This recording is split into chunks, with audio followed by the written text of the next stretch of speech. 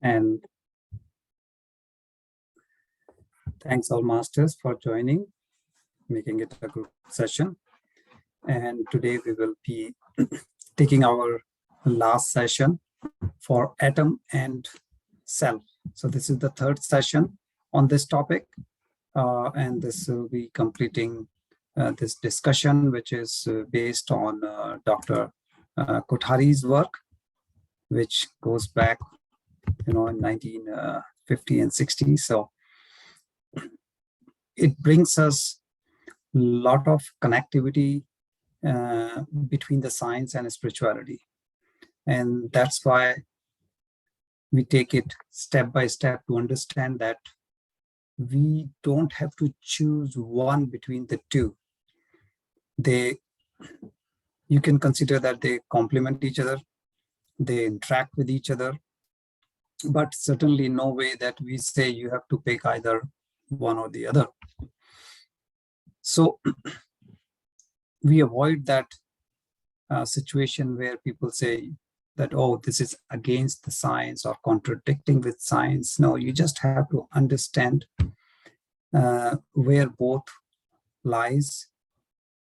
Certainly they have their own place. And once we understand that, then it's not a question of any conflict or so. So let me start sharing and then we'll take.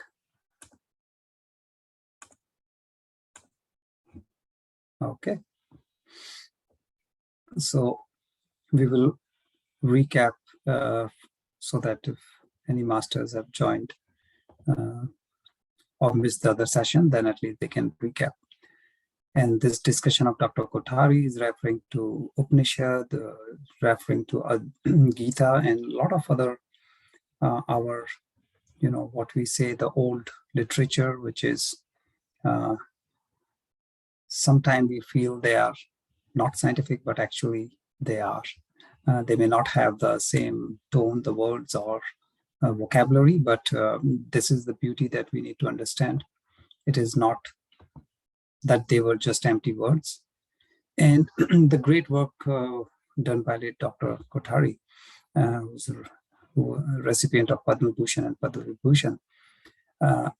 He was also the first chairman of Indian Education Commission. So he did a lot of, big contribution in our education system. He was between 1964-66. And his work in science and education, of course, is a vast thing, but what we are talking here is specific. His paper Atom and Cell, which is so much connected with the quantum physics that it's really interesting. What we are learning and discovering today, it is already mentioned there, 60, 70 years ago. Yes, nowadays we see most of the topic same, but like repackaged or in a different form, and we think it's new, but actually it's not. And of course, when he's referring to Upanishad, Gita, and all those things, you can imagine now we are going thousands of years back. So that's where it takes. So the question comes, why do we need to know about this? What do we mean by atom and cell? Basically, it is representing matter, which is atom side, and then you can say mind, your soul, the energy, which is the cell side. We know every material, the smallest thing you can go is as atom, which is part of the matter side. But when you talk about the mind or the soul, now we are talking in terms of energy. Brain, you can touch, you can feel. Mind, you cannot. Body, we can touch and feel. Soul, we cannot. So sometimes there comes the conflict between the science and spirituality. So certain things were not able to, you can say they couldn't explain, or people couldn't understand or even comprehend with respect to Newtonian physics, the classic science, what we say, the natural science. But when we talk of quantum mechanics or quantum physics, yes, that opened the gate for different concepts to be understood logically. So when the question comes, who am I? So first thing, if you ask this, science has no answer. So should science not be providing us this answer? Absolutely. But unfortunately, its scope doesn't go that far. And that's where quantum physics comes into play to understand, because quantum physics, now we are talking in terms of energy. Without that, people think that, I mean, what kind of question is that? Who am I? People refer to you as a physical, okay, I'm so and so. But that's not the point. The point is matter and mind. We can say, okay, when we are talking electron, it is external world. Matter, it is outside of you. You can feel it. But when we are talking of self, now you're looking inward. Now you're feeling, but you cannot see it. Now, these two, they are interlinked. And when we really get into this interconnectivity, then you really appreciate our Indian, you can say, the thought process, the granthas, the literature that we have, all those things. And you appreciate that such a long time ago, they understood everything, which is such a beauty. So now here, let's recap quickly external and internal world. Very critical. This is a duality that we must understand. They both need each other, certainly. We are here as human beings to experience some emotion. And to experience, we need physical body. Soul cannot come just in energy form and say, okay, I will take birth and I will experience so and so emotions. So the physical, because body is the physical or external, energy is internal, they need each other. Now, when you need each other, you have to accept each other. That means once we take form of human being, we end up with typical human emotions or weaknesses, whatever we may call it. And that's where the kama, krodha, the moha, maya, and all that thing comes, because the moment you get into human form, you get the other things attached to it. It's like buy one, get one free offer. But here it's much more than one, buy one and get many free offer. So this becomes our journey, and that is why the life is fun. It is interesting. It's full of colors. It's not a straight line. But we must understand the difference. What exactly is the matter and what exactly is the mind? Because we do meditation daily. But are we able to separate the two? Are we able to really understand what's happening? The more we understand the interaction, especially, the better we will become at meditation or spirituality or our own, you can say, self-control. Why? Everybody thinks, okay, as basic definition, sit down, close your eyes, and there goes your meditation. But then we struggle. Because basic definition, yes, absolutely. The steps are given, sit down, close your eyes, particular posture or whatever, and then you're trying to go away from thoughts. But we need to understand the interaction, otherwise you are pushing the thoughts away. And anything you try to push, it comes back. In fact, with a greater force. And that's why this interaction is very critical, that we understand that when we are talking about your mind, means yourself, the soul, the energy. And again, if we go back to Upanishad, we call Chetan, and that's Chetana, or different way you may have heard it, experienced it, read it. It's referring to your mind. Mind is very active. So you have to go beyond physics. But again, we are not going against the science. We just have to understand the difference. Quantum physics versus Newtonian physics. It's just both are science. Their limits are different. Once we understand, then it's okay, because now the mind and the self, it's kind of outside the natural science. Otherwise, we think, oh, my brain is not working. But are you referring to brain, or you're talking about mind, or you're trying to control your brain? You're trying to control your mind?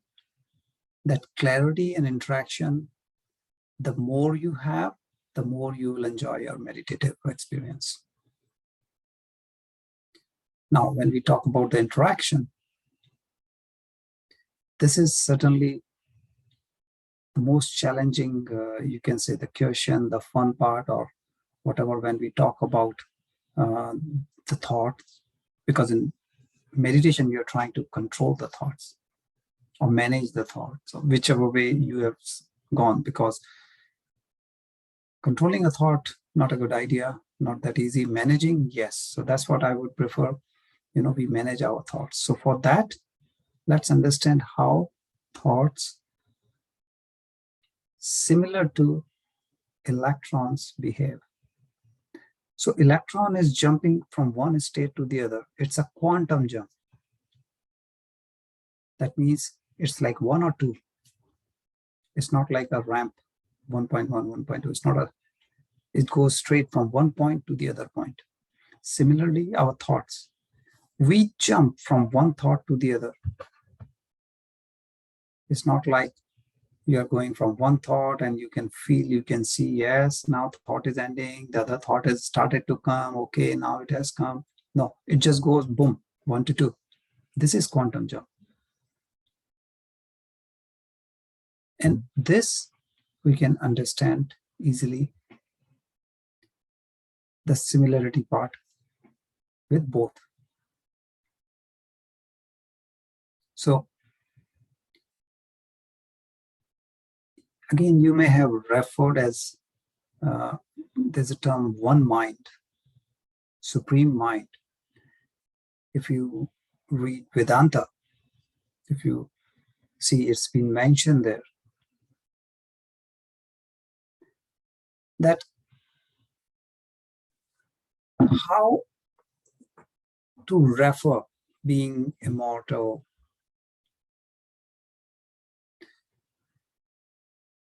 What are we doing in meditation? We are trying to detach.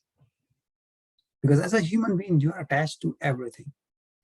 People around you, whether family, friends, neighbors, whosoever, things, your desire, action, business, work, whatever that may be. The more you are attached, the more you have thoughts in your meditation. So what we are trying to do in meditation, the detachment, the more and more of detachment that you can practice, you can improve, the better will be your meditation. Now, the desire that's in your heart, our heart is full of desires. I want this, I want that, I want to achieve this, I want to achieve that, I want to become this or become that, or, all kinds of things. The more we get free from these desires, that doesn't mean that try to make it zero, no. But they should not be dictating your life. You should be dictating, okay, what desire, when, and how much.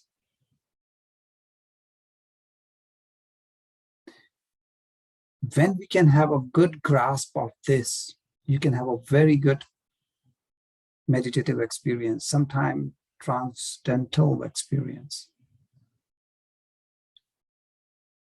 And when you have that, science cannot explain. If you go and talk to a doctor or some science, they will say, what are you talking? So we are not anti-science. We are not contradicting, but we do understand they exist and there is a gap, there's a limit. Quantum physics versus Newtonian physics.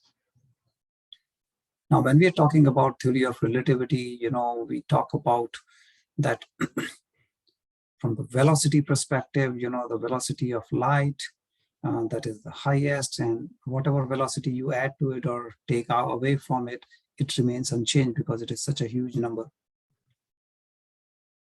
Similarly, when you see Ishwar, how we have defined Ishwar, the supreme God, whatever you may call it, that Ishwar is nothing but supreme whole. It is whole that you can take anything out of it, add anything out of it, doesn't make a difference, it still remains whole. Think of your universe.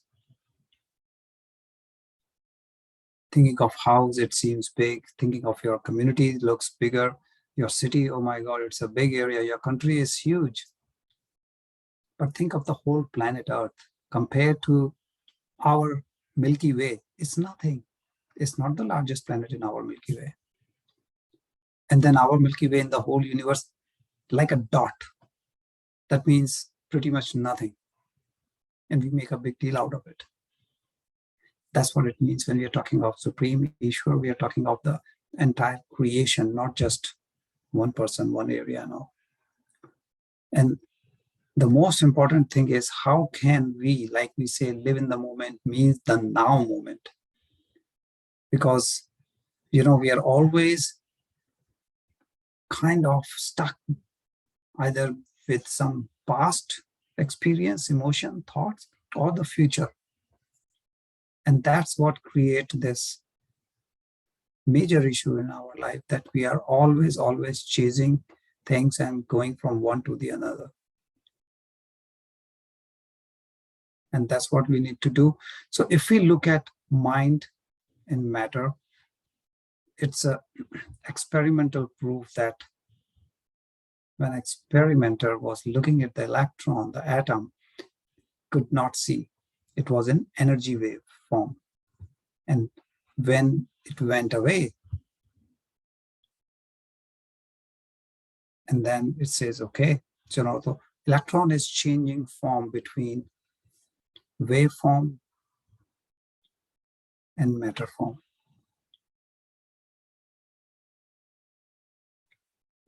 So there was an experiment done with the slit passed on electrons. They thought, okay, two slits mean they should see two bands, but they saw multiple. Why? Because of waveform. That means energy. Simple. Wave means energy. And this thing really opened up the eyes and the science world. They start seeing atom as not just one physical entity, but again, there is a matter and waveform which it keeps changing. So what it showed us that if you are trying to observe an atom, you're disturbing it. Similarly, if a psychological investigation is done on a conscious subject, the act of investigation itself disturbs the mental state of whosoever is under investigation.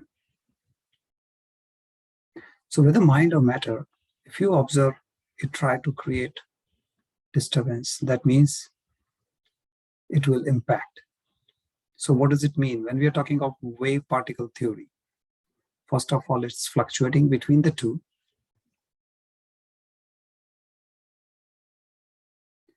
You are disturbing if you are observing. That's why in meditation, yes, we say observe your breath, but observe does not mean that you get stuck to it. It means you're just with your breath.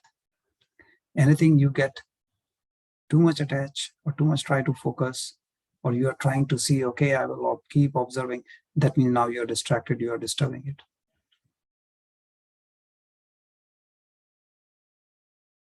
So when we say oneness, this is the trickiest part. You want to become one, you want to get attached, and in meditation we are saying, get attached to your breath, your prana.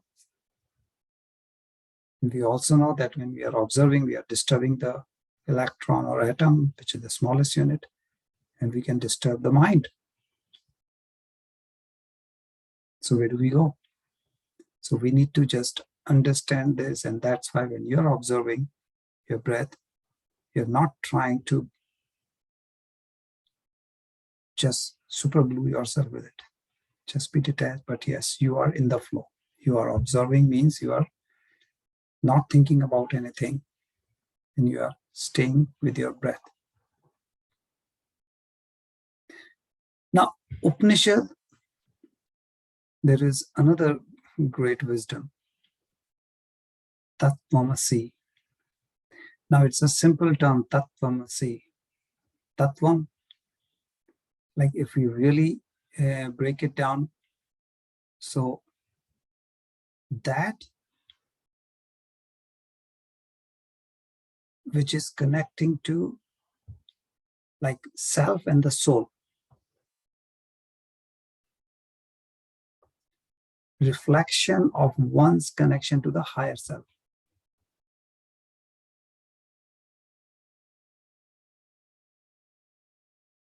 We get lost sometime that, okay, me, my soul, higher self, ultimately it's energy. We are trying to reflect inward. That's the bottom line. So this is one thing which was explained, you can imagine, thousands of years before,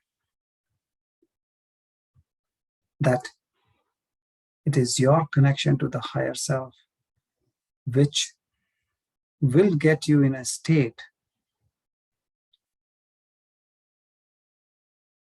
what we are trying from meditation. We are trying to get detached. We are trying to be completely in control. Now, the self-awareness cannot arise in an electron. That is something that is separating consciousness from matter. In consciousness, we say the self-awareness. But in atom, it cannot be, because the moment they can identify that, that means they cannot be identical. And if they cannot be identical, that will disturb the whole mechanism, the properties. So this freedom of choice, freedom of will, this separation between consciousness and matter, this is one phenomena. This is one property, you may say. So we can have self-awareness when we are talking about our self, but self-awareness will not be there in atom. Now, let's look at Sankhya philosophy. This, we can get to sage Kapila. Now, this was again written thousands of years back.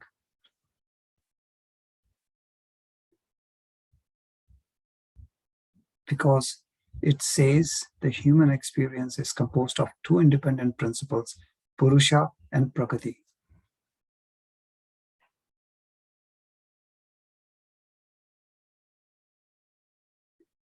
So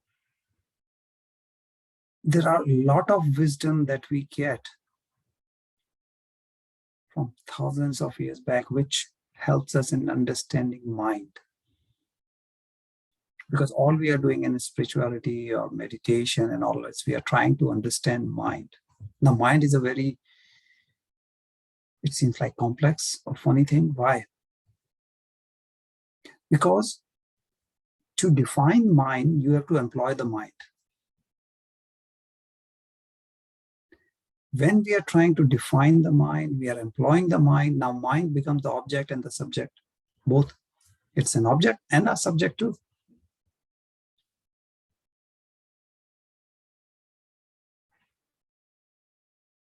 Now, mind certainly is a reality, right? It's not something that is fiction or anything. It's an entity, but it's apart from matter. It's not brain.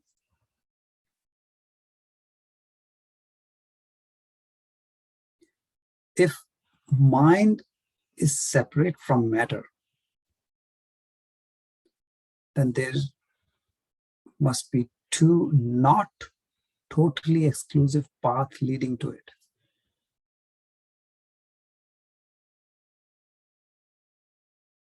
Science and meditation. Because mind is separate from matter, you have science and meditation. Science is talking, like your logic, whereas meditation is going towards your mind, not towards the brain part, not towards the neuron, but the mind side of it. Once we clearly understand that the difference between matter and mind, and if we understand the mind, then it's easy to understand what do we mean by supreme mind, one mind, because now you're talking of energy. Energy can communicate with energy, one form or one energy, a person's energy we can be, related to the other person. Like when you hug a person, when you are handshaking, or even when you're near another person, your energy is interacting with that person's energy.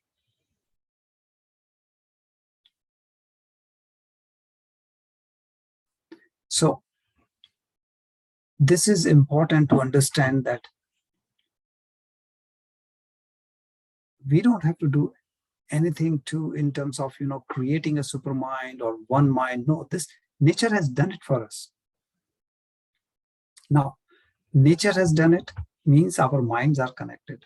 Doesn't matter where we are. Distance doesn't matter. We are all as a one big family on this planet Earth. And this energy is what connects us. Mind is not a physical thing. Yeah, you can do surgery, you can see brain, you can have different sections, describe it, prescribe it, and define the functions and whatnot. Mind, you cannot.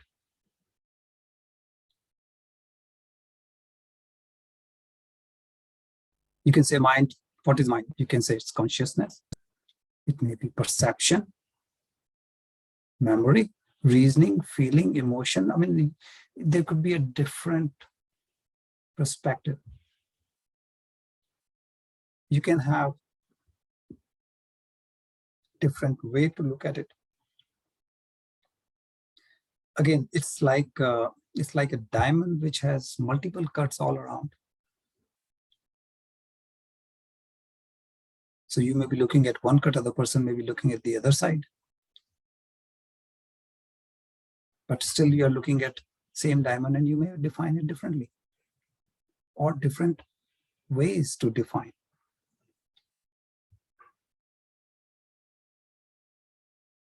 So that is where, when we come to atom and cell,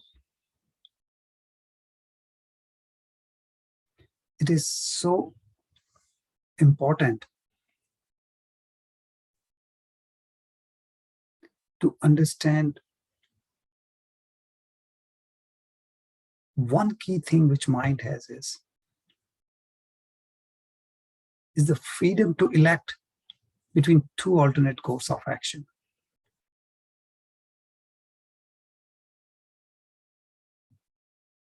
That's what mind does. We say the brain take the action, brain decide this. Well, that's where mind comes into play. Your mind is, the free will concept that really makes us who we are. If you're talking about the natural science, normal, Newtonian physics and all that conventional science, you say reasoning is supreme. Show me, explain me, why, prove, theorems and all those kind of things comes in that world of natural science. Now, the fun part is, as we mentioned before, the mind and matter, they are always kind of, interdependent or interlinked. This is inherent. And that's where this fun or beauty or the, nature's work come into play. So you cannot just separate. You cannot have isolated mind, isolated matter. They have interdependency. They have interaction. However, this interaction is not linear. It's not like, okay, X and Y axis and one straight line at 45 degrees. So whatever you move so much on, how much will be the other axis. It's not linear. There is interaction, however, not linear. And because there is interaction, you have physical issues, you have mental issues sometimes, but then come the third, psychosomatic issues. Because there is interaction between mind and the body.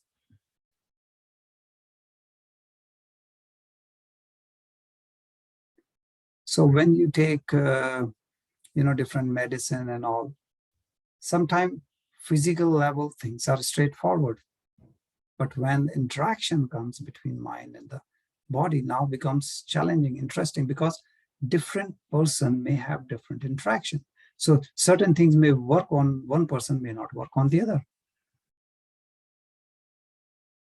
So people say, oh, no, I'll go to, I believe in science and I will do what my doctor say. Now, okay, then take it this way. Can you not help your doctor that whatever, treatment is, that it gives you best impact, best result? If our energies, if our the whole process of thoughts, insights are going all over the place, you're not in control, well, then doesn't matter what treatment, the result will be different on two people. Whereas if we can control the other side, you may not need a treatment. Your brain is capable of producing any chemical. Your brain is capable of reversing the condition, whatever that may be, physical, emotional, mental, psychosomatic. And this is the reason, this is the importance of this paper, this article, which 70 years ago so beautifully explained that you cannot separate the two. For human advancement, you have to pay attention to both atom, cell. If you are taking only one side, then you are missing out a lot. Why? Either you will be on one side, say the matter side, means the atom side, then you are missing the entire human element. And we know that very well. Sometimes we say science is doing more damage than good. Why? Because science just went on the science side. People are suffering.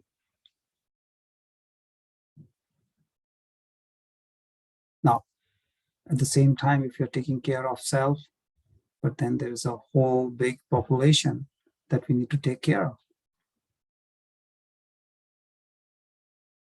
So that is why it is important that we take care of both at the same time. You can say there's no option actually for the soul when you're incarnated in human body, that you will have to behave with the limitations of this human body. So that's why the soul and self part, or the body and the mind part, goes together, atom and self. Soul is here for a purpose, to experience certain thing. That's why you have to have a body. Once you have a body, you get some freebies. So yes, you have to pay attention to both the worlds, matter world, mind world. So masters, thanks again. And this is the end of this topic, atom and self. If you have any question about it, please feel free to raise your hand, or if you want to share your experience, please feel free, because if we are clear on this topic of the interaction that we all have, it will help tremendously in our meditation, spiritual journey, in every form of shape. Yeah, masters, please go ahead and raise your hand, and I will unmute you guys to, if you have any questions to ask or any clarifications to get for your questions. Yeah, please.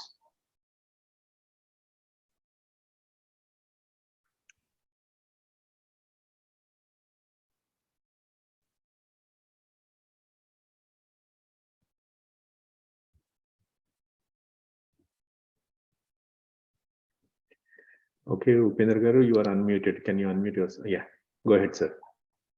Namaste, Gauraji. Namaskar. Fantastic. Namaskar, and great presentation. Tremendous depth of knowledge, and it takes a lot of time to understand the whole thing. A lot of the times they have this expression, commonly used. It's a mind over matter. In your presentation you talked about, is it matter over mind or mind over matter? Which is why are they using that in the Western world? They say mind over matter. Pinji, that's a fantastic question. I can share my thought on it, and my thought is, sometimes, they say if anything is free, that means you are the product. So first, we were sold the matter side. Now there is a lot of selling on the mind side.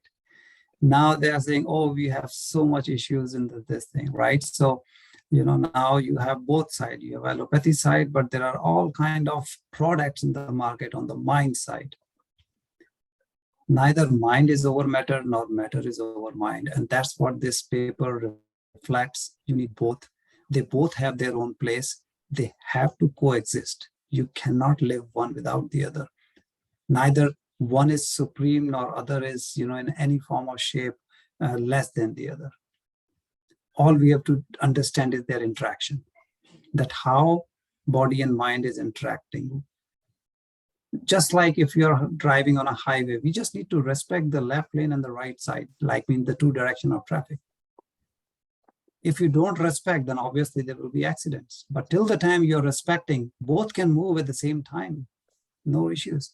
And that's how our mind and body, soul needs the body, cannot live without the body. That's the purpose. That's the vehicle soul takes. But yes, we get stuck. If you are stuck with the body side, we'll be facing some suffering. If you are totally towards mind, do not understand the matter side, there will be suffering too. Thank you for the explanation. I just have, when you are explaining atom and mind and matter and energy, I was just reminiscing Star Trek. There's a program called Star Trek.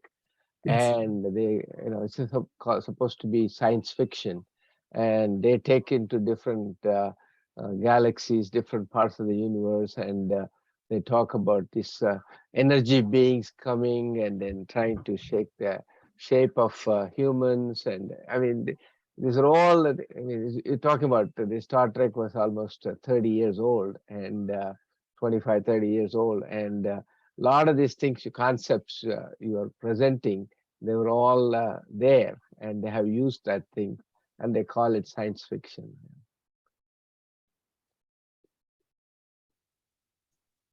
Benji, if we go in our Upanishad, our Mahabharata, or anything we touch, right? You will see these concepts written thousands of years ago. So the information was there, knowledge was there. Yes, exact terms may not have been. We have heard that how people could be like people means sages and all masters, like, physically they may be here, but they can be present at the two places at the same time. And we wonder, oh, it's impossible. No, we don't know. That doesn't mean it's impossible. They have done it. So all those kind of literature tells us that the true capability of human, even if we take as a human body, we have yet to explore, but it was already explored thousands of years ago. Thank you. Thank you for explaining. Welcome.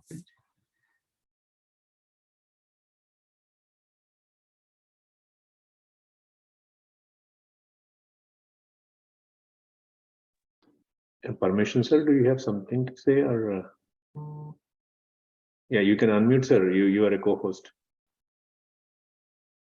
Permission, sir, you can unmute yourself. Thank you, Gaurav. As usual, you have your own style of presenting, which will easily go to our mind and open the brain. Operation you are doing, actually. Probably after seeing this and people talking about now the festival Navratri is going on. So yesterday my thought came, like this, tomorrow I am thinking of talking about, most of you would have heard Chandi part or Durga Saptashati. So people do a lot of Homa, Havans, Chandi Homa and all that. So when I look back years ago from my guru, Durga Saptashati, people simply chant. Even now our master, even Ravali was talking about Navratri yesterday. So all different aspects. So like science also, even spirituality also, people take one part and talk about that only without interlinking. As you said, mind with matter, yes, is probably, the right way. And the real spirit behind whatever is done, when you go back, then you understand. Now the killing, for example, all this Havans and all that, what we do is we say to please God, but a lot of meaning in that. The God is not separate. Wherever it is, as you said in the Veda Upanishad, it is there. So I was looking to the Durga Saptashati. So I did not open for a long time. So when I opened, then of course I do chanting during this Navratri time. Then only one thing I will say, the Mahishasura, killing of Mahishasura, for example, is there. Who is Mahishasura? He is the great ego, actually.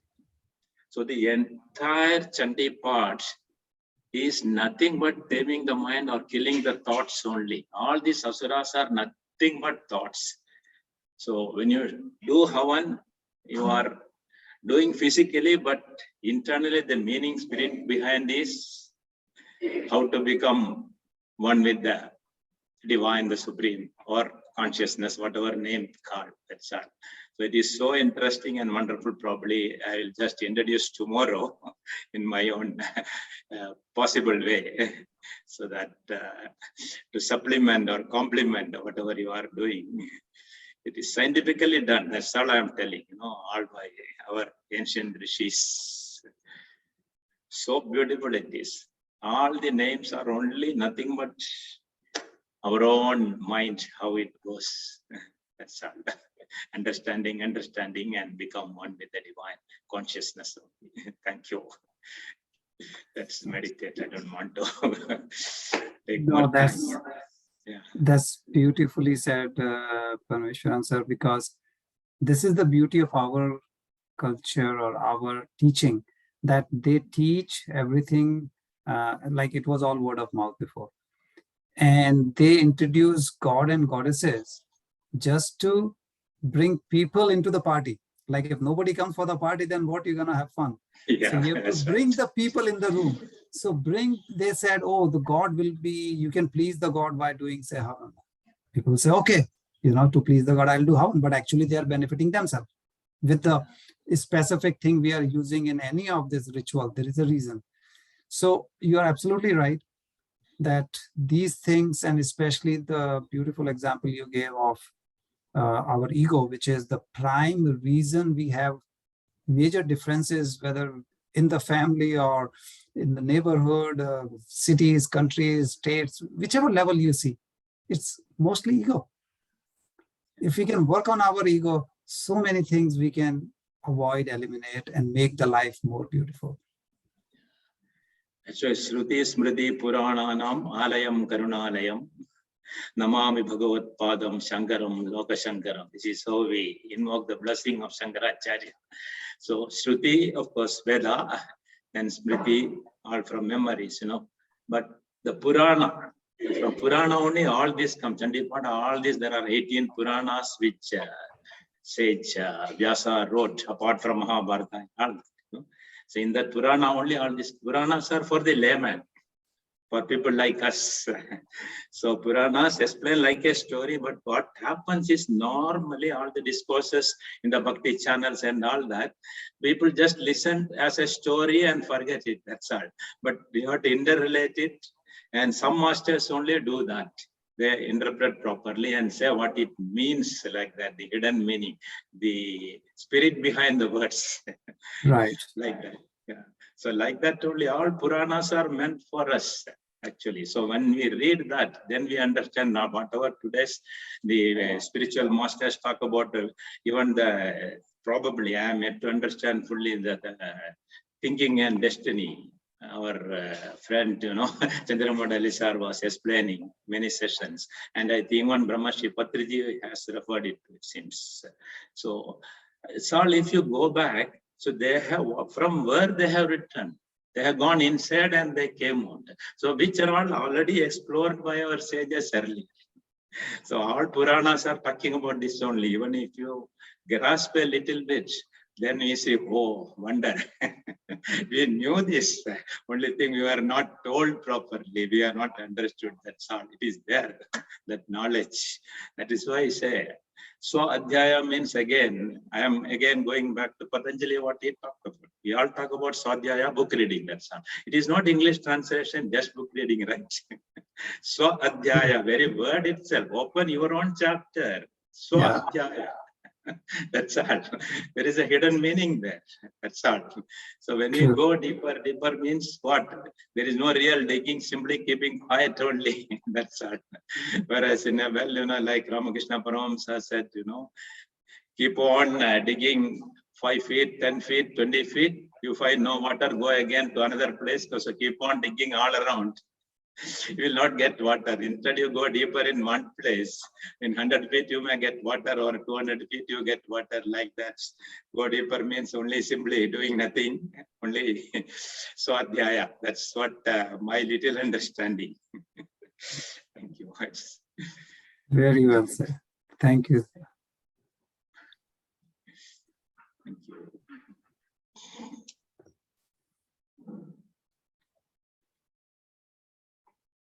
Okay.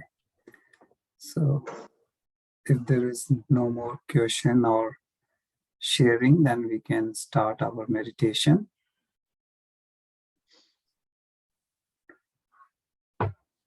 So masters, let's relax our body, close our eyes.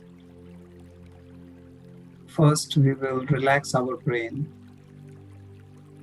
So we'll do 7 cycles of slow breathing.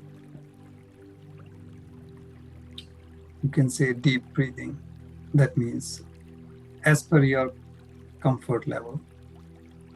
Exhale slowly and inhale slowly. If you know Anulom Vilom without a pause, you can do that also. 7 cycles.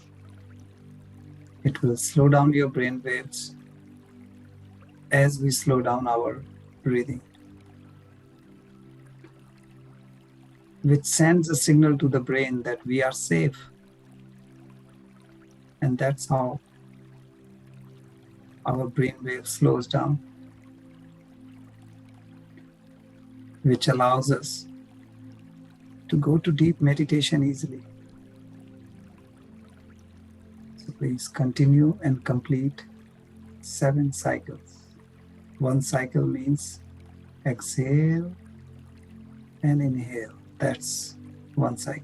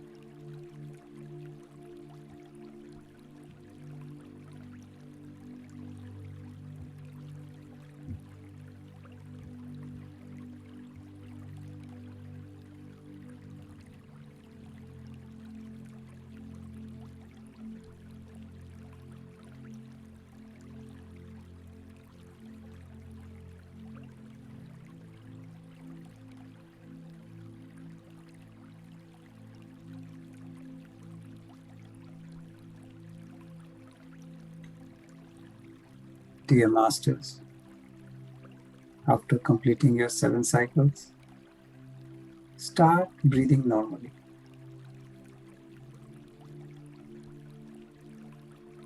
Now, we will relax our body. Relax your face. Maintain a gentle smile on your face, which will relax your vagus nerve.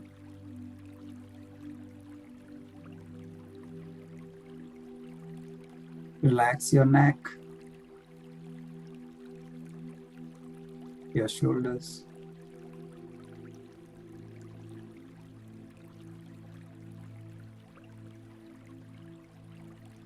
relax your hands, your legs.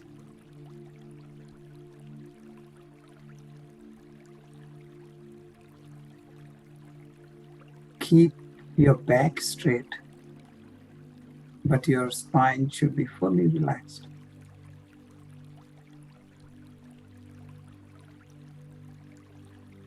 So now,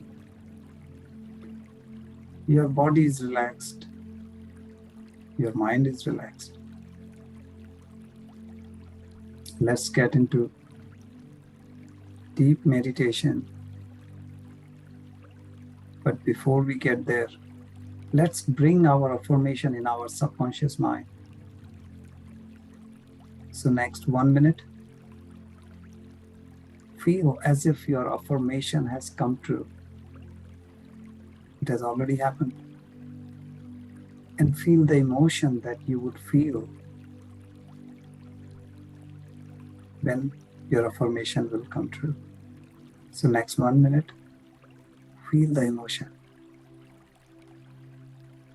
Whether it is joy, blissfulness, gratitude, love, just feel it.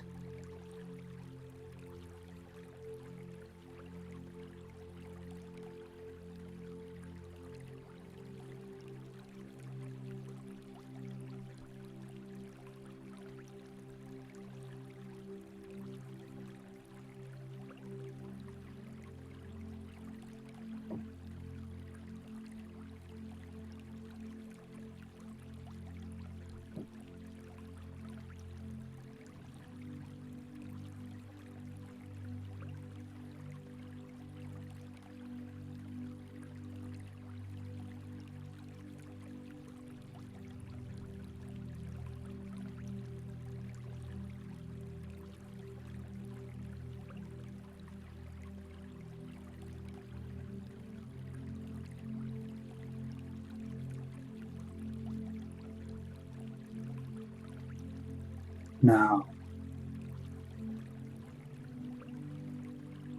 let's start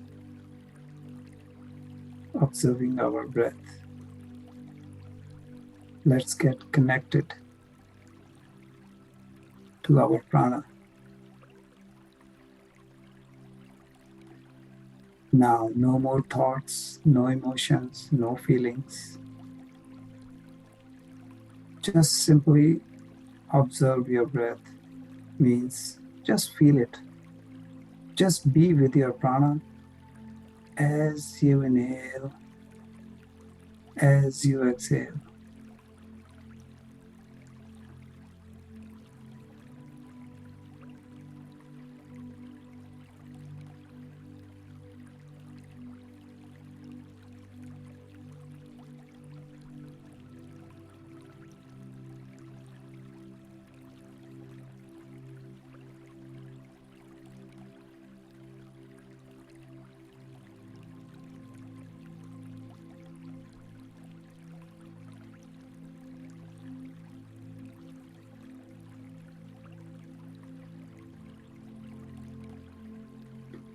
If you get stuck with a thought, don't worry. Just leave and come back and start observing your breath again. Just feel your prana.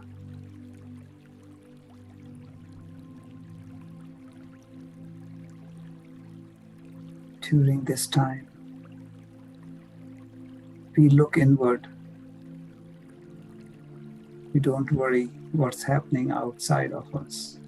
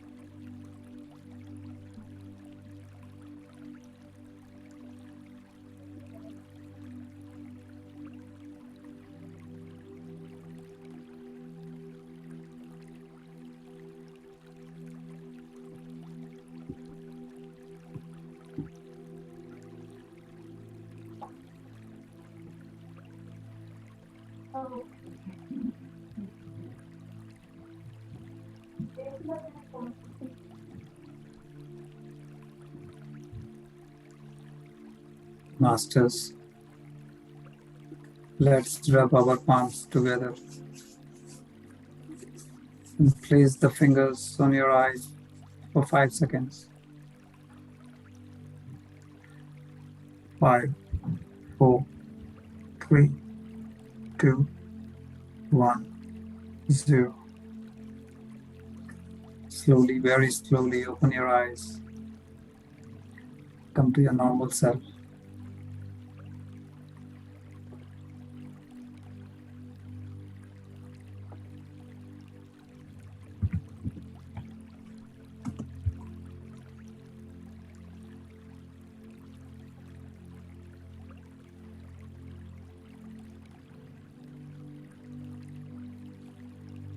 Thanks, Masters, for making it a group session and a group meditation.